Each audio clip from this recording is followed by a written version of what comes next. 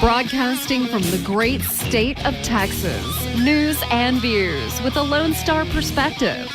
You can sound off during the show by sending Chad a text at 806-680-2790. That's 806-680-2790. Or call in at 1-800-687-0790. Now, here's Chad Hasty. Good evening, Lubbock, Amarillo, Abilene, Wichita Falls, Midland, Odessa, Dallas, Fort Worth, down in Houston, over in El Paso, and anywhere else inside or outside the great state of Texas, wherever you may be listening. On this Wednesday, January 14th, we welcome you into the Chad Hasty Show. Glad to have you with us. It's going to be a busy show today. As coming up at 5:35, Lubbock County Judge Curtis Parrish will join us to discuss his re-election campaign. We've got Scott Braddock, who will join the show at 6:05 as we get caught up to date with everything making headlines in the political world across the Lone Star State. And joining us right now on the phones, we kick things off early on the program today with the senior senator from the great state of Texas. It's Senator John Cornyn. Good evening, Senator. Welcome back to the show. How are you this evening? I'm doing great, Chad. Thanks for having me on. Yeah, it's always a pleasure having you on the program, and appreciate you taking some time to join us today. I guess there's a whole lot of places we could start off, but I guess let's start off with one of the stories just making news all over the world, and that is the protest in Iran and what the U.S. may or may not do. There's rumblings out there, I guess, about possible U.S. intervention in Iran to help out the protesters. What is actually happening in Iran? Can you kind of clarify to our folks what's going on and whether or not the U.S. should get involved? I mean, we've seen these protests before, and the U.S. has not really done much to go in and help the protesters. Yeah, remember in 1979 they had the supreme leader and the Islamic terrorist state take over Iran, and they've controlled it ever since. And Iran is the number one state sponsor of international terrorism, mainly operating through its proxies. Most recently, we've seen Hamas in Gaza, and of course Hezbollah, and then the Houthis, and this is the way Iran operates. And I have to say that when President Trump had the courage to do something no other president's done, which is to knock out their nuclear program, and the Biden administration apparently was just going to sit there and watch them get a nuclear weapon, which would transform the Middle East and make the world a very much more dangerous place. So it's encouraging to see the citizens there in Iran rise up and protest the government, and of course many of them have been killed. This is a police state where they all they do is use repression to prevent the people from choosing their own leaders and protesting their government. But I know that President Trump is being presented with a number of options. We don't know exactly what option he will choose. But I'm encouraged to see that he's not going to leave the Iranian people who are risking their lives high and dry like President Obama did. As you mentioned, when this has happened before, all they've heard is rhetoric and no real action. And President Trump, I think we've seen, is a man of action.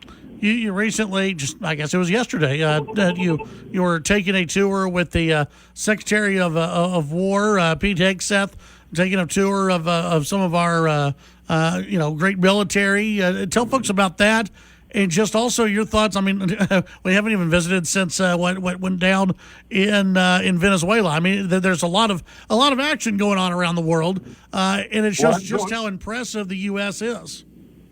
Yeah, there's a lot going on.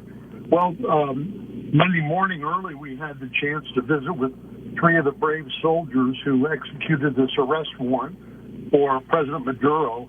And, of course, he was then taken to appear in a federal court where he'd been indicted years ago for drug offenses and other related offenses. and incredible execution of this extraction of this terrible, illegitimate president of Venezuela, and somebody who's tied not only to narco trafficking, but also to other countries who wish us harm. So I had a chance to visit with three of them and thank them for their service. And then we went to Lockheed Martin, which is the manufacturer of the F-35, the fifth-generation Joint Strike Fighter, which allowed our folks to get in and out of Iran before the Iranian Revolutionary Guard even knew that we were there. And, of course, they were very instrumental in the operation in Venezuela as well because of the dangerous air defense systems that they needed to basically suppress that in order to get these special operators in there to pull Maduro and his wife out. So we had a good day. We ended in Starbase, I should say. Used to call it Boca Chica outside of Brownsville. But Elon Musk, of course, has done incredible work building SpaceX, which is the most important space company in the world and carries the vast majority of payloads, both civilian and military, into space. So it was a great day, and I'm really glad to hear the Secretary of War talk about the importance of developing and expanding our defense industrial base, because we're not ready now.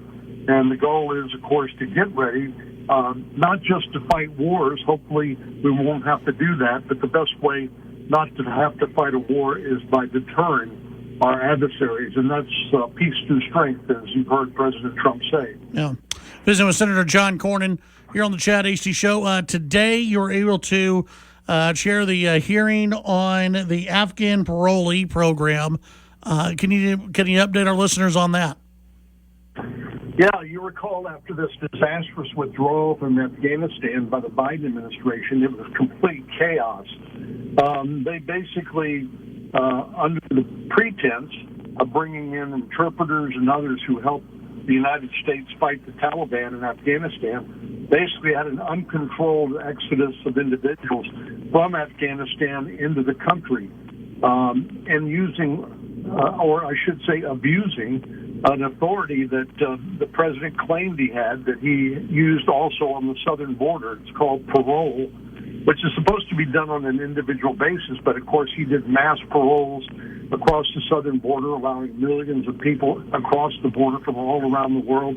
But in this case, the Afghans were a subset of that. And of course, most of the public's attention was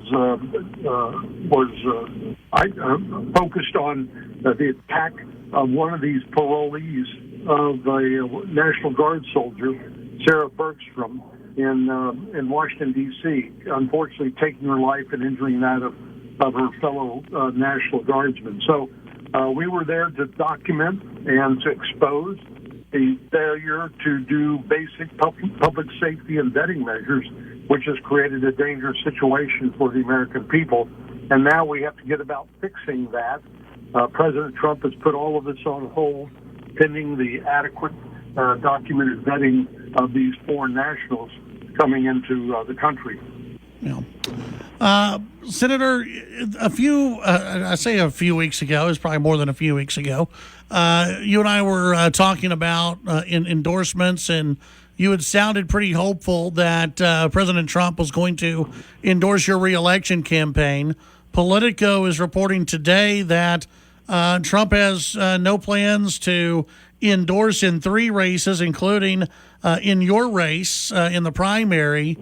And I know it's something that you had talked about publicly, that you were hoping to get the endorsement of the president.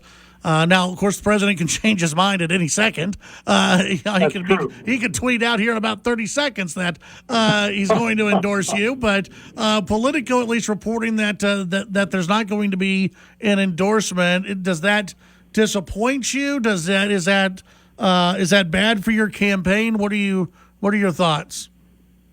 Well, I think, leading up to the March 3rd primary, Chad, we'll see Wesley Hunt dropping out.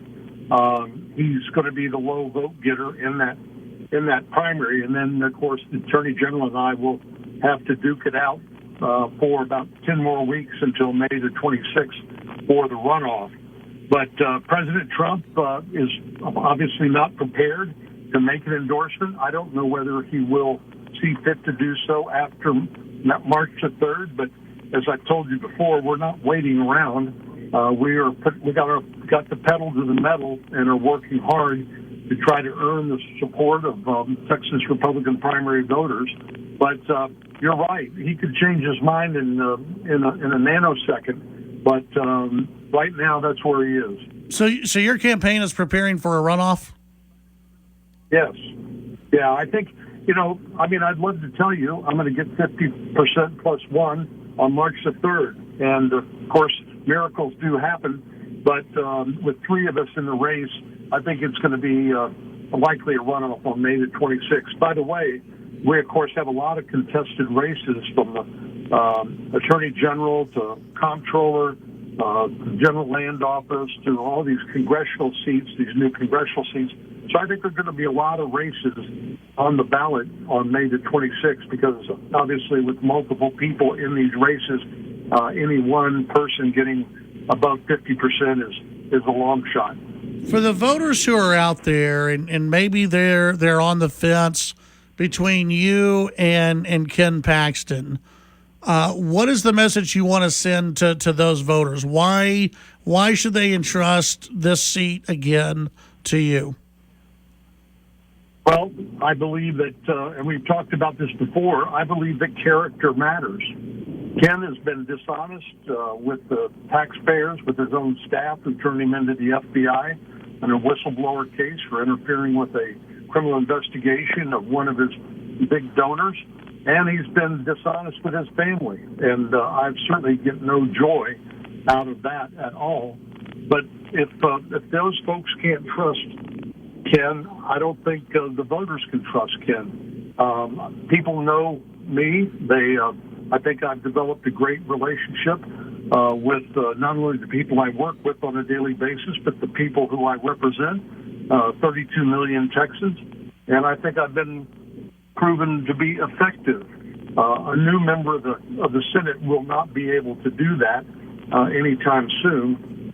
Plus, in 2020, I won by 10 points in the general election, so I think I can help a lot of down-ballot races in the general election win a lot of those races. And, of course, I've made that point to President Trump, and he's taken that into consideration. But I think the bottom line is that character matters, and I think it's going to be demonstrated in the vote on March the 3rd and on May the 26th. All right, very good. Senator John Cornyn, always appreciate your time. Always good to visit with you, and we'll visit again soon, I'm sure. Thank you, Chad. Thank you. That's Senator John Cornyn here on the Chad HT Show. Always good to hear from him. Primary season is heating up. I don't know. I think he's a little bit disappointed that Trump's not going to endorse in that race. A little bit. A little bit. We'll talk about that and more when we come back on the Chad HT Show. I make her do a handstand. The Chad Hasty Show can be heard all over West Texas. Weekdays from 5 to 7 p.m. Tune into News Talk 95.1 and 790 KFYO in Lubbock. News Talk 940 in Amarillo. News Talk 94.7 and 1470 KYYW in Abilene. And in Wichita Falls on News Talk 96.3 and 1290. The Chad Hasty Show. Make it a part of your drive home. Weekdays from 5 to 7 p.m. Get hurt in the game? We tough it out. Feel exhausted? We push on. Feeling down? We pull ourselves up by the bootstraps. But there are times when bootstraps aren't enough. When stress gets to us and we need to talk to someone about what we're really going through. So we're going to reach out because sometimes mental health is not a one-person job. Visit loveyourmindtoday.org. That's loveyourmindtoday.org. Brought to you by the Huntsman Mental Health Institute. All right, back on the Chad HT Show. Thanks again to Senator John Cornyn for joining the program. So one of the big stories today, at least in that Senate race and two others, the president has no plans to endorse in just three Senate races when it comes to Republican primaries. That's pretty big. Politico reporting there are three sitting Republican senators that President Trump has not endorsed for re-election, and he has no imminent plans to change that. Trump last week called for the electoral defeat of Senator Susan Collins of Maine and four other GOP senators who had backed procedural vote to curb his military powers in Venezuela. Trump has no plans to endorse against her and is in no hurry to weigh in on the Texas and Louisiana GOP primaries, according to four people familiar with the White House's thinking and granted anonymity to share it. Senator John Cornyn of Texas, Bill Cassidy of Louisiana have both expressed hope for an endorsement in their races. The strategy behind not endorsing in the three races is that Trump may still need their votes in the Senate, and the White House is invested in keeping a Republican majority, even if it's an imperfect one. And according to three of those people, that the president can change his mind and support a candidate via social media at a moment's notice. I mean, we all know that, but Trump is...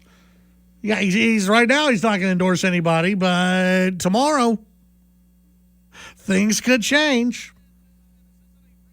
Quote, it's math and the fear of mutually assured destruction. One of the four people said the president doesn't end their careers and the senators don't end his congressional agenda. Ooh, that's not good. If I'm Team Paxton or Team Hunt, I'm getting that line out there. That no, this isn't a president who is just torn between candidates. It's that, well, he's not going to end Cornyn's political career, but he kind of might be. You know, sometimes not saying anything is saying a lot more than actually saying something, right? Staying quiet. It's actually saying something pretty loud. It's a loud statement when you just stay quiet on a radio. If you're a sitting president, if you're John Cornyn,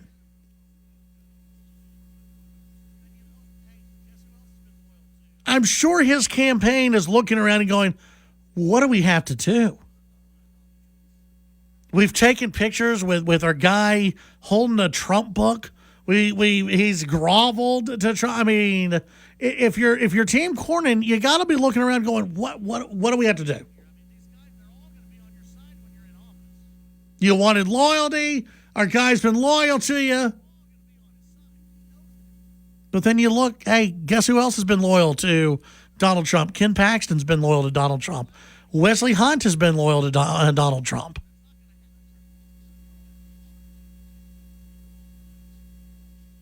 So if you're Donald Trump, it's not like you have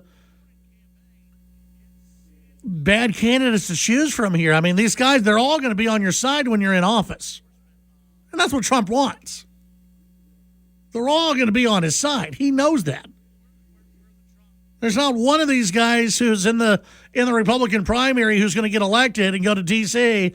and be an anti-Trumper. That's not going to happen.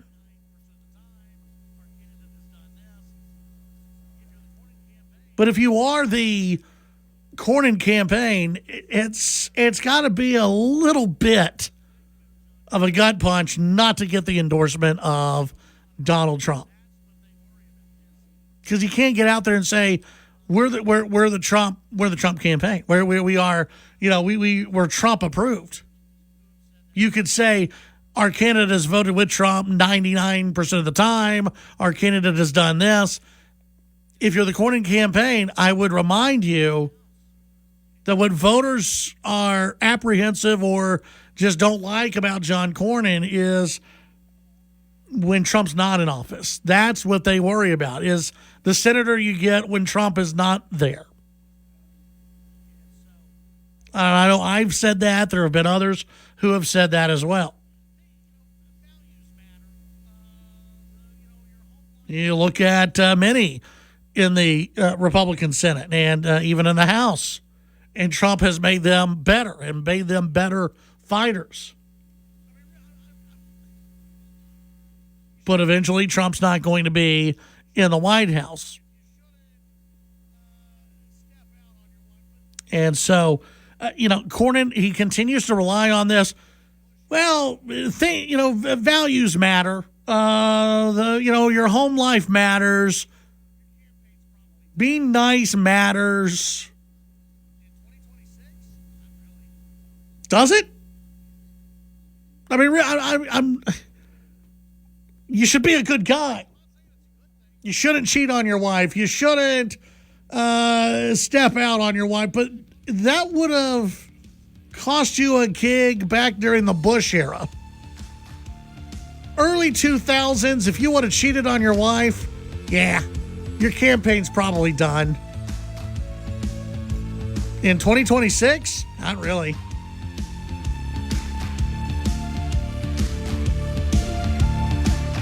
Things have changed. I'm not saying it's a good thing or a bad thing. I'm just saying things have changed. When we come back, Lubbock County Judge Curtis Parrish, he's in the studio. We'll be right back.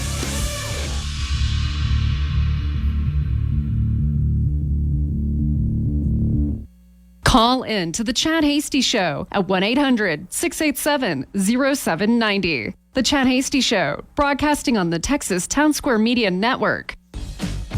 You've got a life to live, and you don't want to miss out on any of it. That's why the first thing you do when you get in a car is buckle your seatbelt. Whether you're a driver or a passenger, not wearing your seatbelt could get you a ticket, a fine, or worse. Nobody wants that. So remember, if you love it, click it. Brought to you by the Texas Department of Transportation. How serious is youth vaping? Irreversible lung damage serious. 1 in 10 kids vape serious, which warrants a serious conversation from a serious parental figure like yourself. Not the seriously know-it-all sports dad or the seriously smart podcaster. It requires a serious conversation that is best had by you. No, seriously, the best person to talk to your child about vaping is you. To start the conversation, visit talkaboutvaping.com.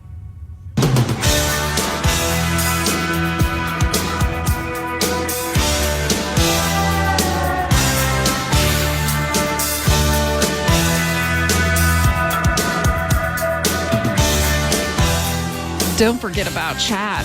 Find Chad on social media at Chad Hasty Radio on X and Instagram. It's the Chad Hasty Show. And welcome back to the Chad Hasty Show. Appreciate you being out there. The show rolls on with more candidates running for office. We'll get to your text messages coming up in the next hour. We will have Scott Braddock joining us at 6:05. If you missed the interview with Senator John Cornyn, you can go back to the podcast and listen to that. Now in studio, we have Lubbock County Judge Curtis Parrish running Good again in the yes. Republican primary for re-election for Lubbock County Judge. Welcome back. Good to see you. It's good to be back. This almost feels like an old home week over here. It's nice to be back in the building. Well, good. It's glad to have you. Let's get right into it. Obviously, you're running for re-election. Did you take any time at all to go, do I want to run for re-election, or was it just kind of a natural? Yeah, I'm running for re-election. No, I no. There was no doubt about this. We've done a lot. I mean, if you think about how the county was and the shape the county was in when we were elected now 7 years ago, it'll be 8 years that I've been in office. We've done a lot, and we've still got things to do, and so we've got to get set up and got to get this county ready because we're growing. I mean, you can't drive around to see how we're growing. Yeah. The Texas demographer says we'll be 500,000 people in Lubbock County within the next 25 years. Yeah. So, right now we're at 330,000 people. We've got to make sure that our infrastructure is ready, that our courts are ready, that our jail is ready, that our courthouse is ready, that our roads are ready. We've got to make sure that this county is ready for that growth. I don't want to turn around in 25 years from now and look like Travis County, look like Austin.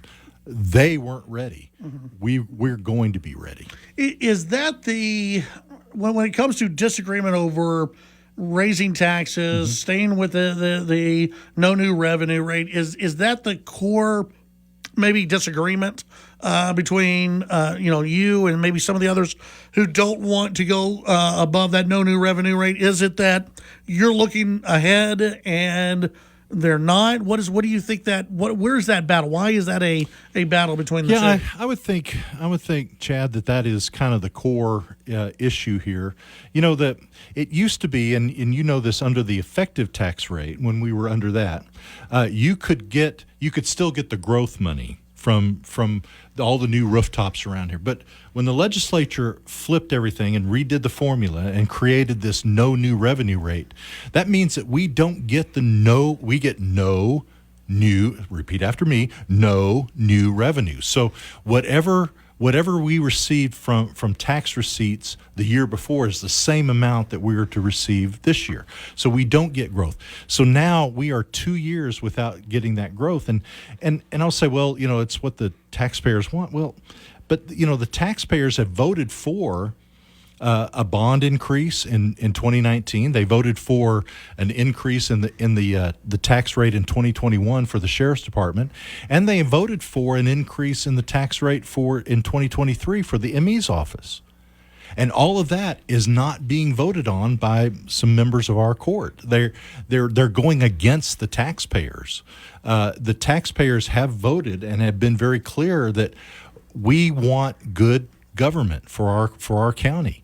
I want to make sure that we have good government, and I want to make sure that we are getting ourselves set up. I don't want to go backwards. The no new revenue rate makes us go backwards, and I know we've got inflation, we've got other costs, but the difference, and what I've always proposed, and from my first year in office, I've always proposed, let's just leave the tax rate the same.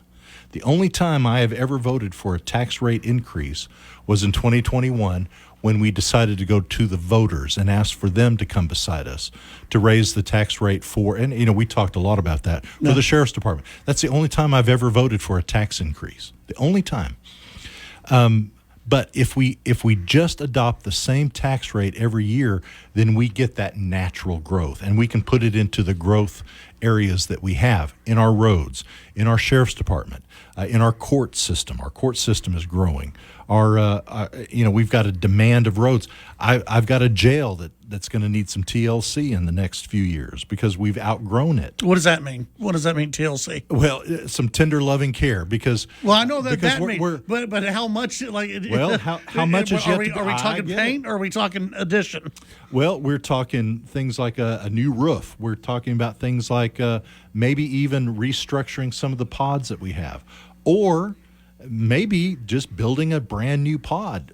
All of that, though, the stuff that we can do in minor changes to make sure that we're still accommodating all the inmates that we need out at the detention center, we can do with what we have. But if we are going to move into the next 25 years, 30 years, we have got to look at increasing bed space out there at the detention center. Do you believe, when it comes to the budget, do you believe that county commissioners and yourself have gone through the budget and cut as much as you're able to cut? I believe so. Everybody says, well, there's a lot of fat in the budget, or there's a lot of fluff in the budget. Well, I will tell you, the only fluff that I see in our budget is our parks and clubhouses. And in fact, the tax rate for our clubhouses and parks last year in 2024 was 0. This year, I had 3 commissioners that increased the tax rate. They increased the tax rate for the clubhouses and parks and decreased the income for the sheriff's department and for volunteer fire departments. Now, to me, that was reprehensible. We should not be cutting public safety in order to fund parks and clubhouses. But that's what happened. And so do we have a conflict on the court? Yeah, because Lubbock County has probably one of the leanest, most conservative, most transparent budgets in the state. In fact, the comptroller tells us that. There are only 13 counties in the entire state that get the comptroller's transparency award. We're one of 13. We have a very lean, very conservative, very fiscally sound budget. This last 2 years of the no new revenue rate has dug into that. And we've had to go into our savings account just to get balanced. And that's ridiculous. We should never have to do that. And we'll one more question on this, then we'll take the break. I was going to ask. I was going to add one thing. So I've always advocated for keeping the tax rate the same. And this past year, for the average homeowner, the difference between keeping the tax rate the same and passing the no new revenue rate was $2.63 a year for the average homeowner in Lubbock County. $2.63. But with that $2.63, I could fully fund the sheriff's department. I could fully fund our fire departments. I could fully fund our roads. But under the no new revenue rate, we couldn't do that. So are you saying the sheriff's department is not fully funded? No. They cut $1.4 million out of the sheriff's department this last budget. And those were all needs? The need for housing inmates, that's where they cut it from. They cut it from inmate housing. Okay. Then the fire departments, they cut it out of the critical needs funding. Right. So we have funded, since 2019, every year we've funded $500,000 a year for our 11 fire departments.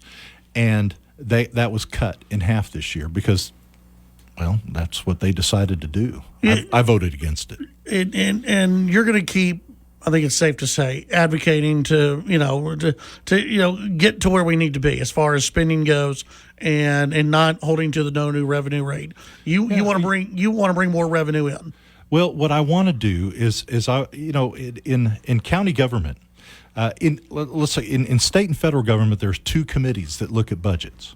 Basically, you've got your Ways and Means Committee and you've got your Appropriations Committee. Yeah. At the county level, we're both. We're both Ways and Means and Appropriations. So we look at what are the needs of the county. And so what I want to do, the philosophy that I have as county judge, is I look at what are the needs of this county, not the wants, not the wish list. You can have a wish list. Let's just set that aside for a second. Yeah. I want to look at strictly the needs of this county.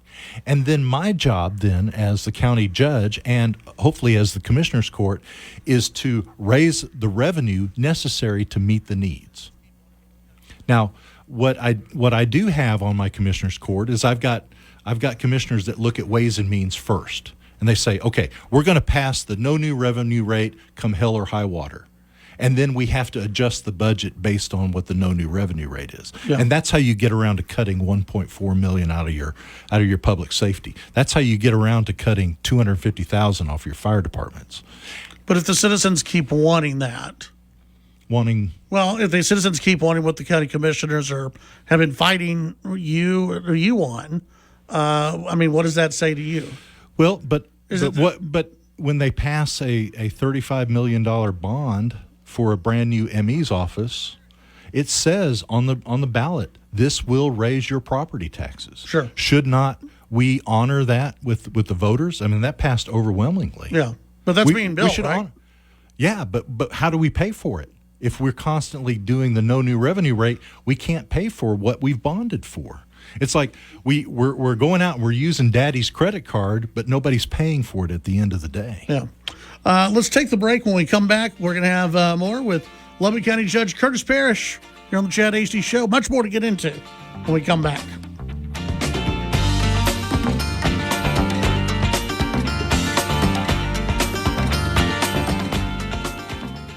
The Titan of Texas Talk Radio, The Chad Hasty Show. Talking with newsmakers and about the issues that matter to you. The Chad Hasty Show, weekdays from 5 to 7 p.m. Chad's show is also digital with the Chad Hasty Show podcast. The Chad Hasty Show podcast can be downloaded on Apple Podcasts, Amazon Music, Spotify, and the Radio On Demand page on KFYO.com. The Chad Hasty Show, all across Texas during your drive home, weekdays from 5 to 7 p.m. Nick, this is your phone here in the passenger seat. Look at me. No, I'm driving. You got a text. It says, "Yo, dude, your friends are fascinating. Let's text them back." It can wait. Sports app. Oh, you gotta see this play. Later. Hey, you got invited to a party. We need a RSVP now. Phone, silence yourself. Before you get behind the wheel, silence your phone.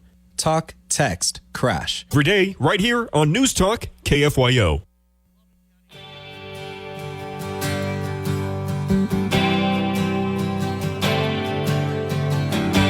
All right, back on the Chad Hasty Show.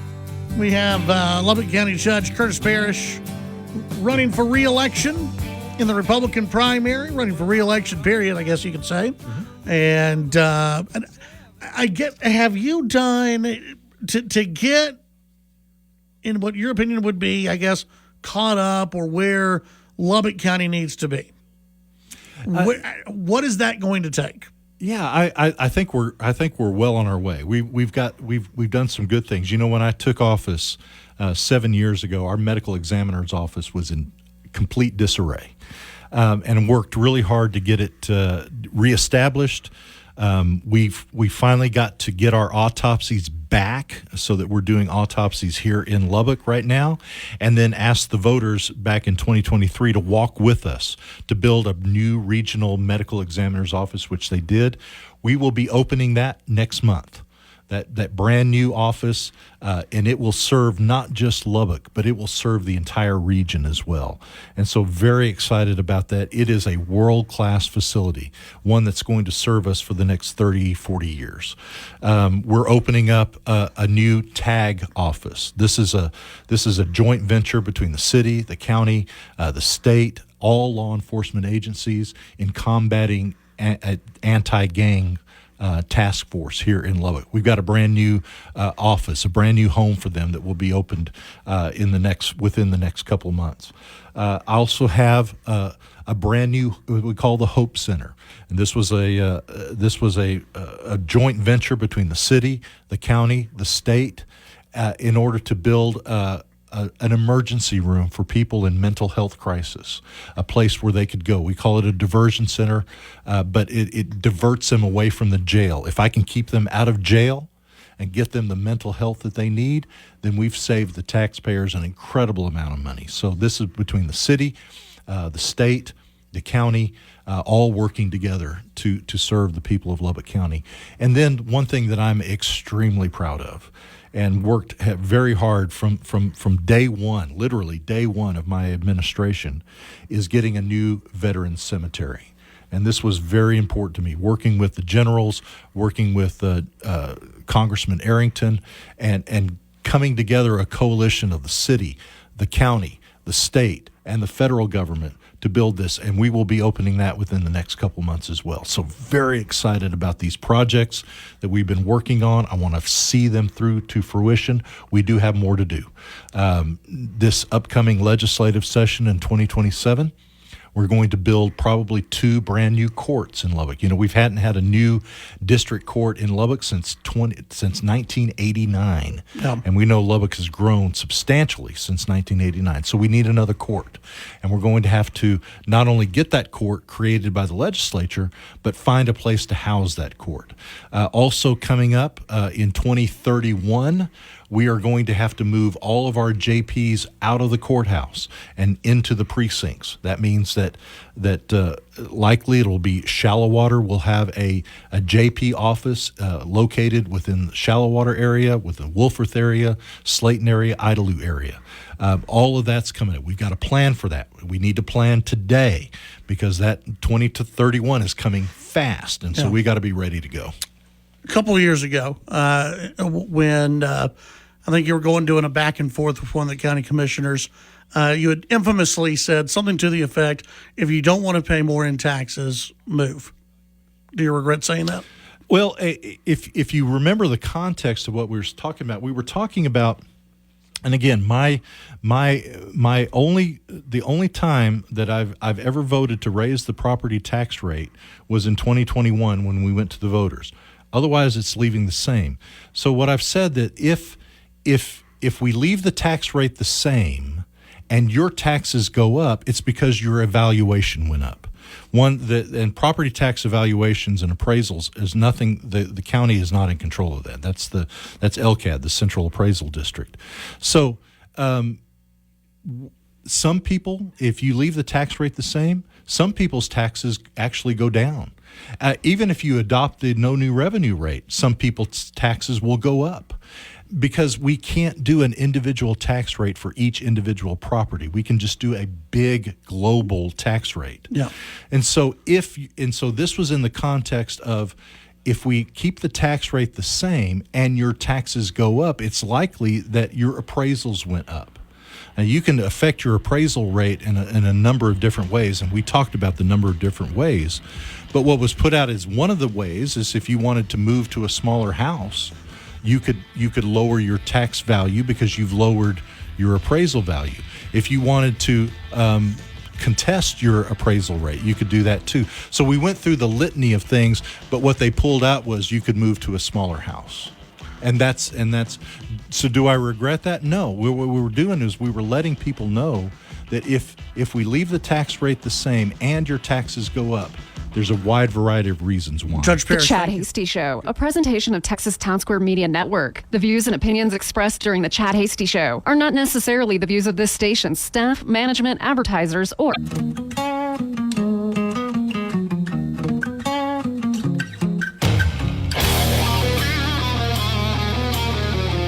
Broadcasting from the great state of Texas, news and views with a Lone Star perspective. You can sound off during the show by sending Chad a text at 806-680-2790. That's 806-680-2790. Or call in at 1-800-687-0790. Now, here's Chad Hasty.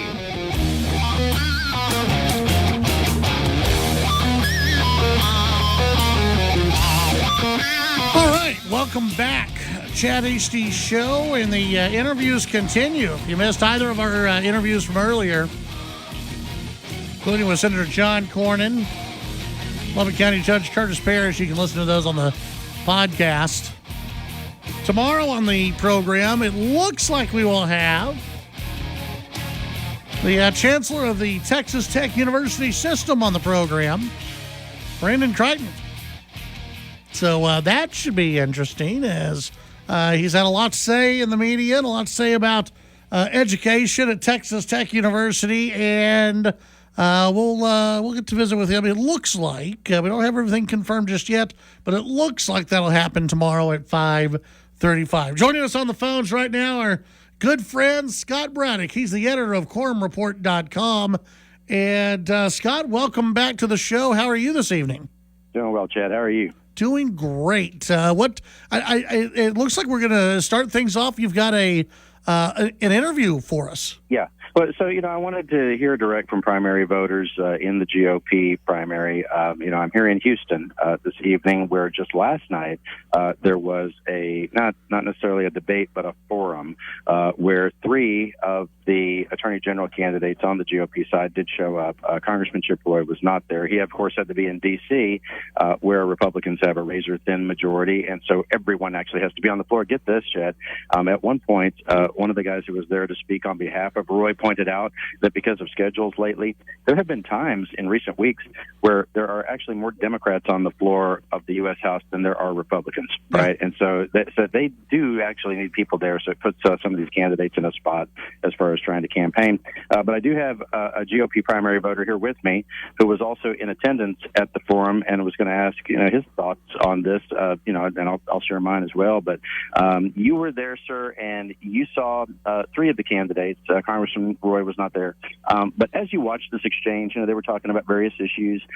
Did any of the issues that they were talking about stand out, whether it was the stuff about Sharia law or taxpayer-funded lobbying or cracking down on immigration reform? As you were listening to it, what really stood out to you? Well, all I remember is Mays Middleton told me about how he's stopping Sharia law in Texas, and he's also stopping that taxpayer-funded lobbying.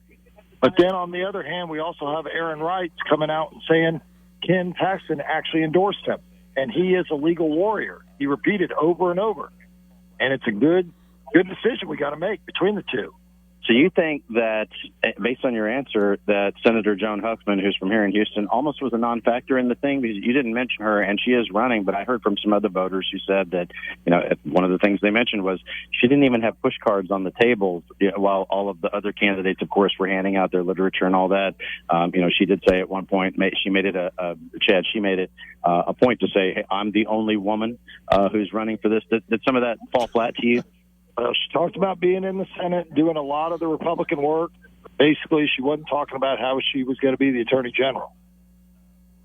So as far as Wright's talking about the idea that he's worked in these offices, and he repeatedly said to the voters who were there that, hey, you don't have to imagine that I could do these things. Wright was saying, I have done these things. You think that was landing with people? Well, he did say he was the one endorsed by Paxton. He's the one that's been to court, and he is the one chosen by President Trump. And I sure heard it. You also heard the spokesman for Congressman Roy explain the reason that he wasn't there. Did you buy that, or do you think it'd be more important for him to be on the campaign trail talking to voters, since this office he's running for is so important? I'll tell you what, if he wants my vote, he better be there. All right. Thanks, sir. So you hear that, Chad. Yeah. I mean, there are people who don't necessarily buy that, and I think it does put some of these candidates in kind of a pinch. And I was thinking about the fact, as I was watching the debate, that on the Democratic side, Congresswoman Crockett's kind of in the same position, right? James Tallarico's going around campaigning for the U.S. Senate nomination on that side, while Crockett also would tell voters that she needs to be in Washington because of the razor-thin majority and some of the things that go on in Washington, the committee meetings they have and all that sort of stuff, that it is a legit reason in the estimation of her and Roy's campaigns that they need to be in D.C. and can't be in Texas as much. But the voters do want to hear from these people. If those, I think here's one of the things that you can take from that interview. A voter might say, hey, I'm not running for this office, but I bothered to show up for this. Why aren't you? Yeah. That's interesting. Look, I think a lot of the voters, when they hear Aaron Wright speak, I think they really like him because he does sound like that conservative warrior that he's going to, whether you want to kind of put him in the same breath as of a Ted Cruz or a Ken Paxton, I don't know, but it's one of those where he's saying all the right things. Mm-hmm. One thing that I thought was interesting, and I think this was from Mays Middleton, is that Mays Middleton thinks that it's going to be him and Chip Roy at the end of the day going into the runoff. I've heard from others who say Chip Roy is going to be there as well. And Chip Roy's like the least heard from candidate on the campaign trail because of what you just said. Yeah. Is that maybe a miscalculation from the lawmakers themselves who think that it's just that this is going to be easy for Chip Roy to get into the runoff, or do you think that voters know enough about Chip Roy that it may propel him into the runoff just with name ID alone?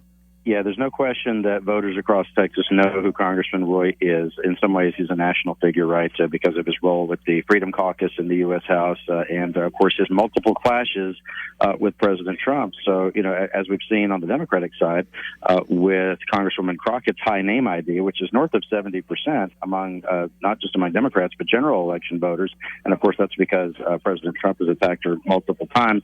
A lot of times when your name ID is high, that's not necessarily the best thing ever for the candidate, because just like Hillary Clinton, just like in a lot of ways like Vice President Harris, everyone knew who those people were, but they were already defined in the minds of voters. And if voters don't like you, if you're well known, there's not much you can do to change it. And of course, there's the X factor in this race of what will President Trump do. You were mentioning what Senator Cornyn was talking about, and on the AG's race, you have that question as well. And I don't think it's as much of a question about whether President Trump might come out in favor of a certain person, but I think looming over the race is the sense that President Trump could come out against Congressman Roy because of the multiple times that they clashed, including on that terrible day in Washington, the insurrection around January 6th, when of course Roy was getting the applause of Democrats as he was speaking in on the floor of the U.S. House. But I'm told by some of the folks who are close to Congressman Roy that in the background there's been a lot of work done to try to smooth that over with President Trump, that Mr. Trump can, depend on Congressman Roy at times to help him find the votes he needs for certain things among the Freedom Caucus members. And so the animosity toward Roy that was there before maybe isn't as pronounced now. And so probably the best any of these folks could hope for is that Trump would not insert himself into this race at all. Well, and I mean, for Trump, it may go back to that Politico article where it's, it was basically like, well, Trump's not going to come out against John Cornyn or Cassidy because he still wants his agenda passed. And at the same time, he's not going to end your political career if you don't end his political agenda. He may look at Chip Roy the same way and go, okay, because if he does come out against Chip Roy could just say, all right, well, you don't get anything passed that I'm against then. Yeah, and the Attorney General's race for the president is a lot lower stakes than a U.S. Senate race. Yes, and I think this is fair. It wouldn't be true. It wouldn't be necessarily true of all Republican candidates, but I do think of those who are running, whether it's Roy or Middleton or Wrights or Senator Huffman, that for the most part, probably 99% of the time, which of course is the case for Senator Cornyn also, that the AG's office in Texas is going to be cooperative with the Trump administration and not adversarial, on the whole. So it probably isn't one that he's going to jump into. All right, I've got to ask you. You sent out. Of course, I say all that, and then he might do it anyway. Exactly. I'll watch Truth Social about that. You sent out a tweet a few hours ago. I retweeted it. The race for Fort Bend County Judge. Let's talk about how much money you need to raise in order to run for office in the great state of Texas, folks. In the race for Fort Bend County Judge, Dexter McCoy, I believe is the gentleman's name, has crossed the $1 million fundraising mark. Scott, for a county judge race, is that crazy? Am I nuts here? But that sounds a little crazy to me. I would say it's maybe you're not wrong to say it. I would say that it is significant, and it is a sign of, number one, the growth of Fort Bend County. With so many people living there now, one of the largest counties in the state population-wise. But also the fact that these races just cost more than they used to, and so Commissioner McCoy was able to put together so far $1 million. This is a candidate who comes more from the progressive wing of the Democratic Party, and also this speaks to the kind of politics we're seeing in our suburban districts, in our suburban counties, like Fort Bend, like Collin, like Denton County, et cetera. It's an eye-popping number, and I think it speaks to just how expensive politics is at the state, federal, and local level. But it also speaks to just how energized, I would say this too, just objectively, it also speaks to how energized the Democratic Party is this year, when you have a county judge candidate in a place like Fort Bend able to put that kind of a fundraising haul together. Nothing to sneeze at. That $1 million has come in for that so far, and we'll see what the other candidates do. I mean, I'm just saying, you've got candidates who are running. Said, wow. You've got candidates who are running for governor. Who are not going to finish anywhere close to Greg Abbott. That's right. But they're officially candidates running, and they're acting like they're candidates, sort of, and they won't raise $1 million for their not anywhere close to $1 million. Absolutely. I think it also maybe speaks to the maybe the realism among some of the Democrats, at least in that part of the state, and probably some other places too, where they probably know that people who would be contributing to those candidates know that some of their better shots to win some of those campaigns is at the local level, where they can really make that kind of a difference. And of course, remember the other things that are going on in Fort Bend County. They had, a county judge who got indicted. I won't get into all the details, but he was a Democrat. He switched to the Republican Party, and is running down there. And so there's a lot of folks who, are very invested in seeing a change in that area. Yeah, Scott. Before I let you go, any news out of the Tallarico campaign? Are they? I mean, I know they're on social media going, "Wow, look at our numbers in Collin County," and stuff like that. But any real news out of that campaign? I expect some news from them tomorrow. Here, how's this for a tease? Watch quorumreport.com. I expect an announcement from them that has to do with someone he's not running against, but somebody he's going to heavily criticize. And we'll get into it tomorrow at QR. Very interesting. All right, Scott, as always, appreciate your time. Good to hear from you. Tell folks what else they can find over at quorumreport.com. If they click on that free sign-up button, we will get you going. And, of course, you want to be a listener at Quorum Report Radio, our new podcast, which started late last year and did move to Fridays. If you click on the links there at quorumreport.com, you can subscribe on Apple Podcasts and Spotify, or however you listen to your podcast. It's available on all those apps. It's all at quorumreport.com. Very good, Scott. As always, appreciate your time. We'll talk to you next week. Thanks, Chad. Thank you. That's Scott Braddock, editor of quorumreport.com. We'll be right back.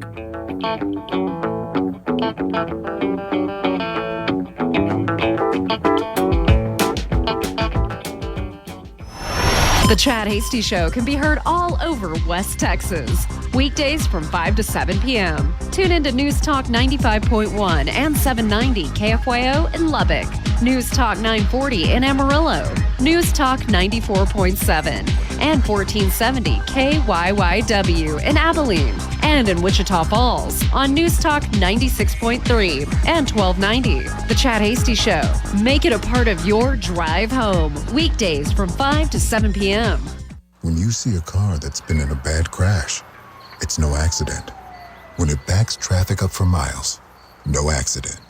And if there's a fatality involved, somebody died. That's no accident either. A lot of the time, it was speeding. And it's no accident that speeding is a factor in more than 150,000 crashes every year in Texas, many of them fatal. So slow down. Be safe.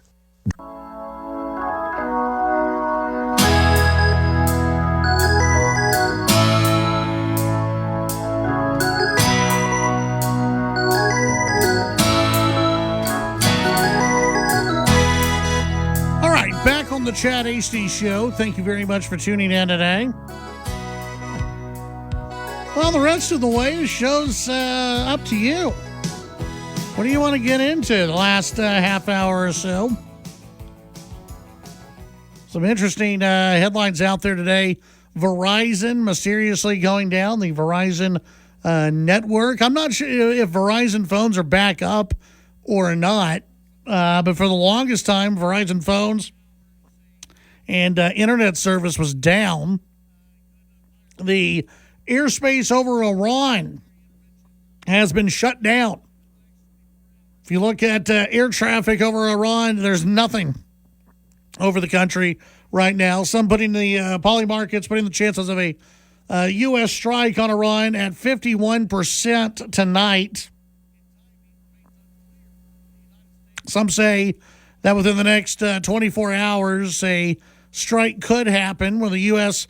could fire missiles. U.S. military intervention in Iran may begin within the next 24 hours, according to European officials. Reuters reporting that an unnamed Israeli official said it's also appeared as though President Donald Trump has decided to intervene, though the scope and timing remains unclear. The United States is withdrawing personnel from key bases in the region as a precaution amid heightened regional tensions. The disclosure follows remarks by a senior Iranian official who told Reuters earlier Wednesday that Tehran had warned neighbors hosting U.S. troops that it would hit American bases if Washington strikes. The British also withdrawing some personnel from an air base in Qatar ahead of possible strikes by the U.S., the newspaper reported on Wednesday.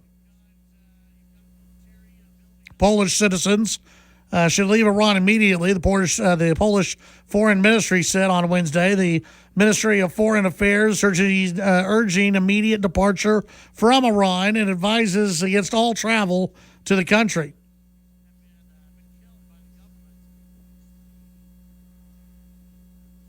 So you've got action going on. You've got things happening around Iran. You've got military building up. And this would be in support of the protesters that are out there. It's been At least it's been claimed that around 1,200 protesters, maybe more than that, have been killed by the government. Let's see. One texter says, Verizon seems to be up now. Says, husband could not text for most of the afternoon. Now he can, so we think it's back up and running. That was a major outage today. You had Verizon go down at times. You had issues on the on the big, I guess you could say, the big three cell phone networks. Verizon having the most problems. And it shows you just how, how much we've got to have that phone, got to have that way of communicating with others.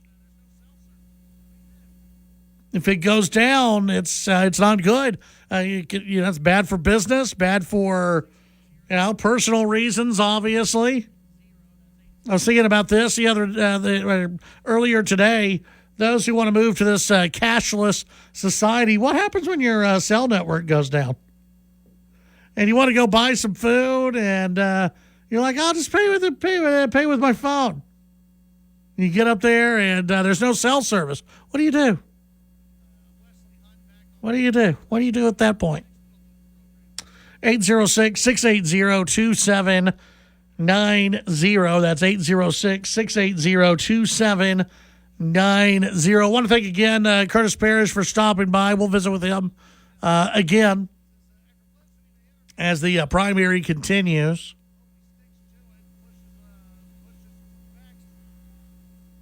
Same with John Cornyn. I'm sure we'll get Wesley Hunt back on the show. Hopefully we'll get Ken Paxton on the program at some point. I don't know. Paxton's not been doing a lot.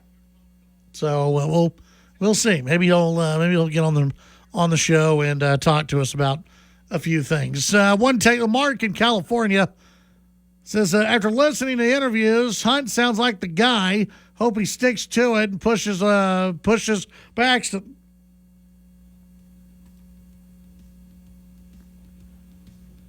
When we come back, we'll get into some other news stories of the day, your phone calls, your text, and more here on the Chad HD Show.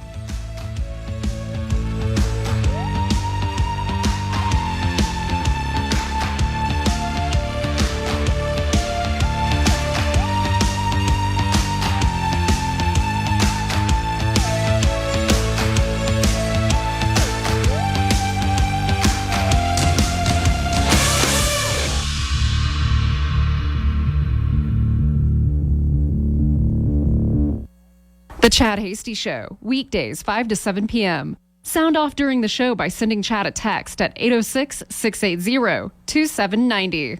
Pedal to the metal. Greased lightning. Burn rubber. Make tracks. Full gas. Whatever you call it, it's speeding. And a heavy foot can cost you a heavy fine. Or more. Speeding is a factor in more than 150,000 crashes every year in Texas. Many of them fatal. Slow down, be safe, drive smart, and take it easy. A message from the Texas Department of Transportation. Let's be honest. The National Symphony may not be in his future, but he wanted to try violin. So you said yes because you love him. And if you love him that much, love him enough to make sure he's buckled up and in the back seat. Find out more about keeping your kids safe in your vehicle at nhtsa.gov/the-right-seat. Show them you love them. Keep them safe. Visit nhtsa.gov/the-right-seat. Brought to you by the National Highway Traffic Safety Administration and the Ad Council.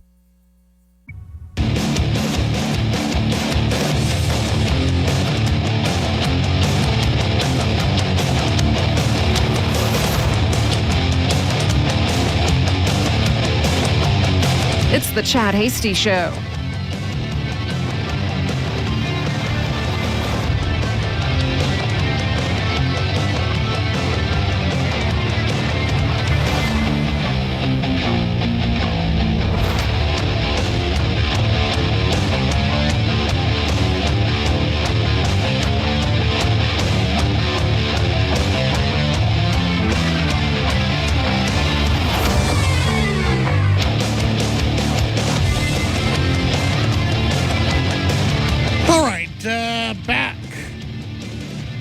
on the Chad Hasty Show. Thank you very much for tuning in today.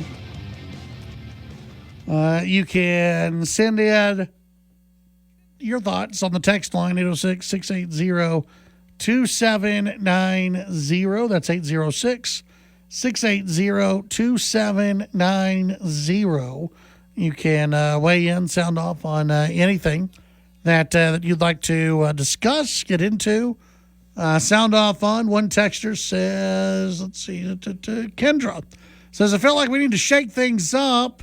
I think Hunt may be a good change of pace. That from Kendra in Lubbock. I think he would definitely shake things up. Sure. Absolutely.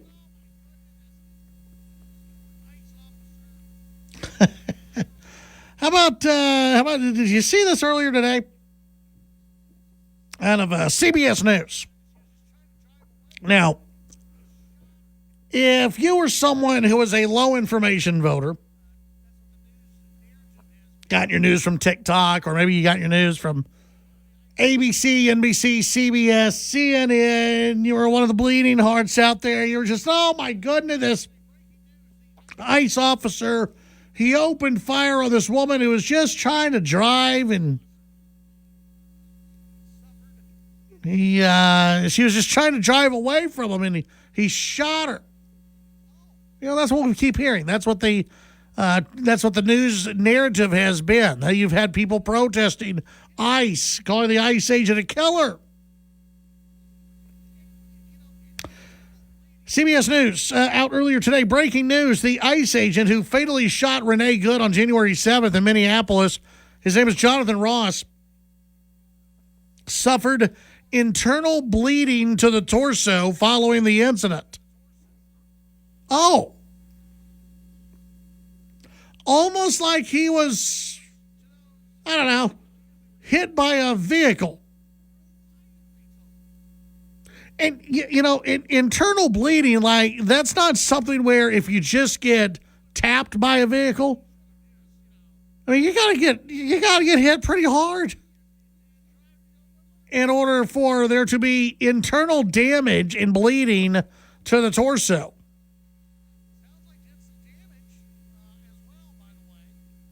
But, of course, to those, you know, we were told, reliably told, by those on the left that this officer, he wasn't hit. He didn't get hit.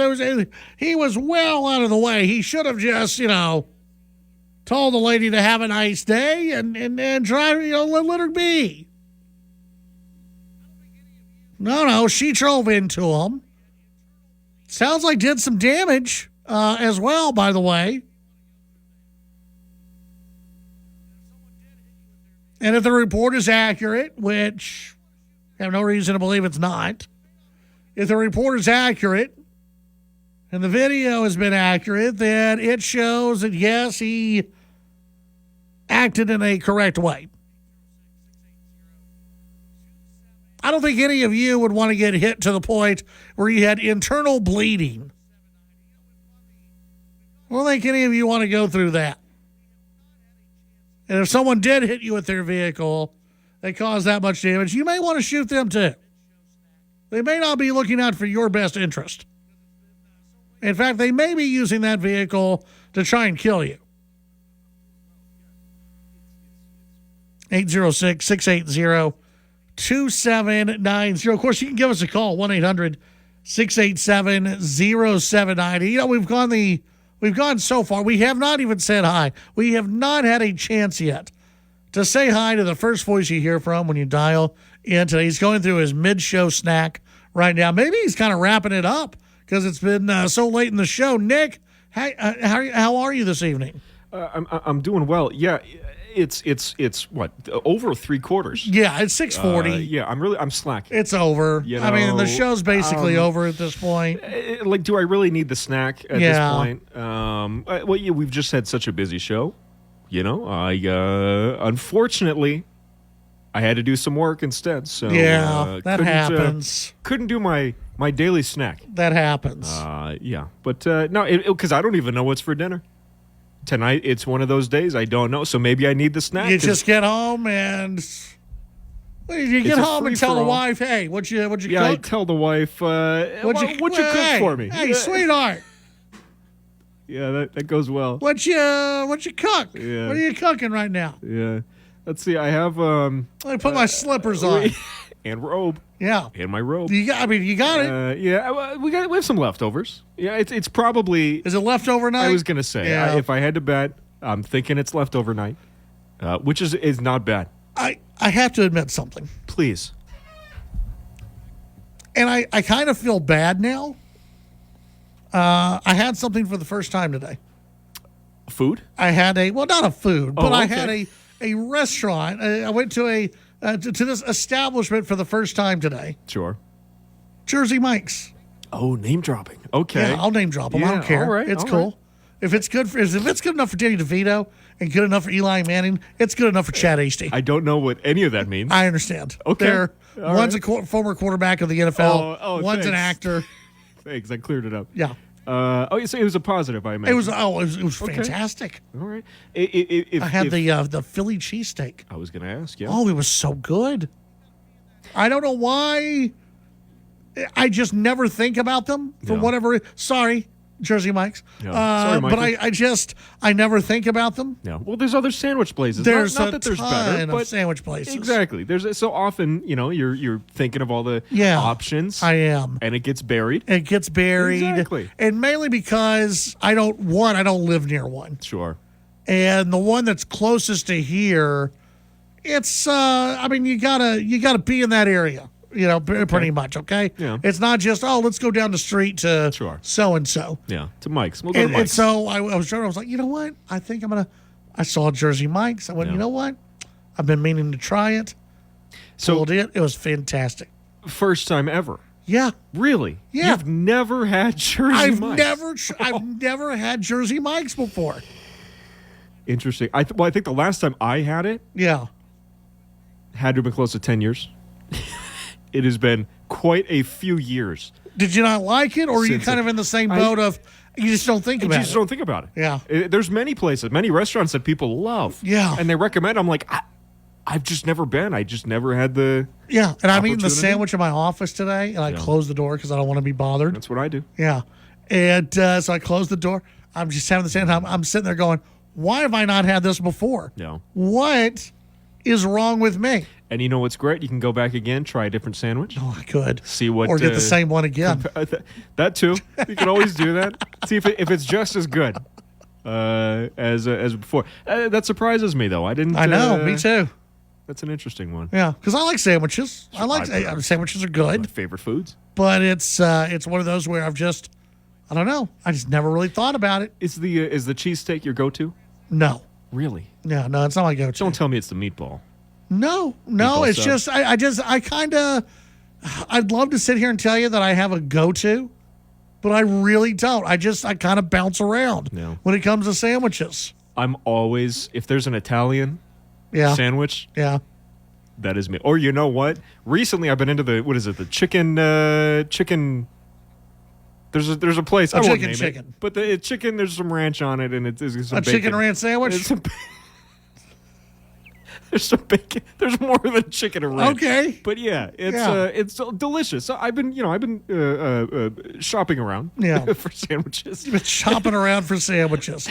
I've been on a sandwich kick. I got to be honest. Since we went and visited with my parents, and we went to a little sandwich shop, and I got it was like a grown up grilled cheese.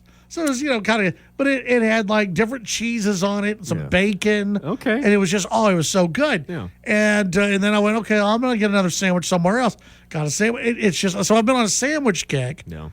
And I don't know, maybe I'm trying to figure out my go-to sandwich. You're discovering yourself. Yeah, it's I guess so. It's a beautiful time. Yeah, it is. Yeah. The meatball subs or the meatball sandwiches, those are fantastic. Those are good. I've had it. You like those? Yeah, I've had it. It's good to me. Is it too much to you? It's just the flavor is is ruined by the messiness. I don't care about that. You can't eat a meatball sub and go, well, all right, my hands are clean. You can't Nothing eat on a my meatball, shirt. like if you're driving and trying to eat a meatball sub. It's a sit down. It is. This is what you're going to be doing for the next 10 minutes type of. Let me tell you, even the Philly cheesesteak that I got, No. that was one where you need to be sitting down. You got to plan for those. Yeah. But it was good. It was just a tip of the cap to Jersey Mike's out there. Just nice little shout out. I don't know if it's going to be my official sandwich spot. I don't know. I'm trying to look for it, and I'm trying to figure out what my go-to sandwich will be. I have an idea, but I gotta figure it all out. 806-680-2790. When we come back, we'll begin to wrap things up. Your phone calls, your text, and more.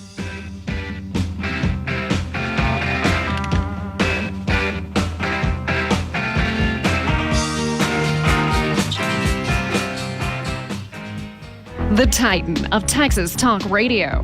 The Chad Hasty Show. Talking with newsmakers and about the issues that matter to you. The Chad Hasty Show, weekdays from 5 to 7 p.m. Chad's show is also digital with the Chad Hasty Show podcast.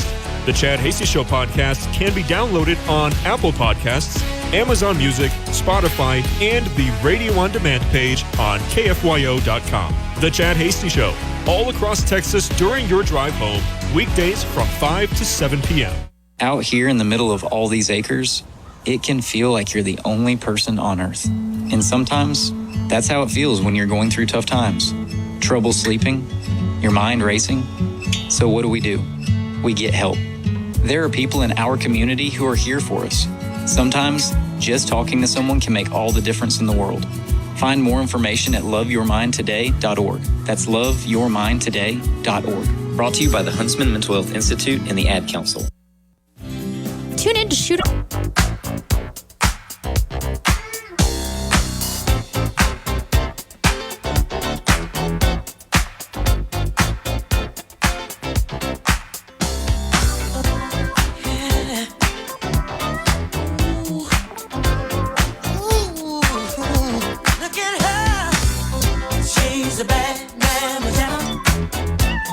All right, back on the Chad HD Show. Thank you very much for tuning in today. You can send in your thoughts on the text line 806-680-2790. That's 806-680-2790. Weigh in on anything that we've talked about as we begin to wrap things up. Don't forget that we'll have your podcast up and ready for you to listen to. If you missed any of today's interviews that we had, you can listen to those on the podcast. Available after the show on Apple Podcasts, Spotify, and more. Tomorrow, it looks like we'll get to visit with Texas Tech Chancellor Brandon Crichton on the show. Looking forward to that interview and hearing from him on the future of the Texas Tech University system and really just higher ed altogether in Texas. And so we'll visit with him, it looks like, coming up tomorrow. So still trying to nail down that time and everything else, but should happen tomorrow. Also, the good folks over at the Texan News will join us. We'll have them back on for the first time this year. We'll have them on the program. So a lot going on tomorrow, and who knows? We might be talking about U.S. strikes on Iran. As just looking through some of the different tweets and social media posts and the news that's out there, and some people who I trust and follow who are releasing information. It's you've got Iranian airspace, which has been cleared.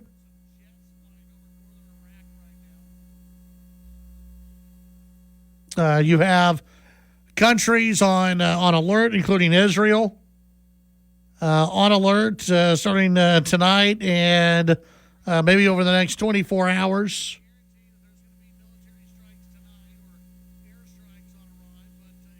Wondering what exactly is going to happen.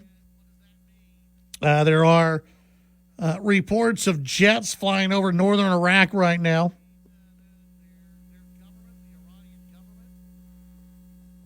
Northern and eastern Iraq, at least according to some of the different reports that they're out there. That doesn't mean, doesn't guarantee that there's going to be military strikes tonight or airstrikes on Iran, but it could happen. And what does that mean moving forward for the protesters who are protesting their government, the Iranian government? I mean, when this happened during the Obama administration told protesters, we're here with you, and then didn't do anything as the Iranian government went in and killed people. Just absolutely murdered citizens for protesting their government. Now you have the U.S. possibly going in to help the protesters. Not that the U.S. is going to be doing regime change, not that the U.S. is going to be going in and sending boots on the ground into Iran, but maybe trying to hit critical supplies for the Iranian military and those who have been carrying out these murders against their citizens.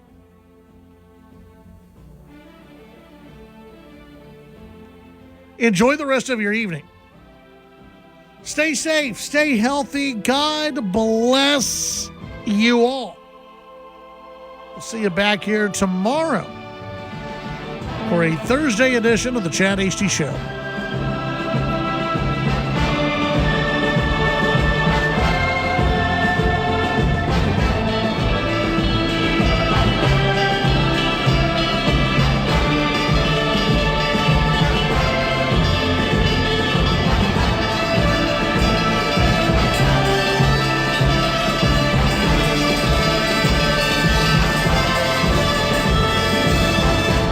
The Chad Hasty Show, a presentation of Texas Town Square Media Network. The views and opinions expressed during the Chad Hasty Show are not necessarily the views of this station's staff, management, advertisers, or Town Square Media.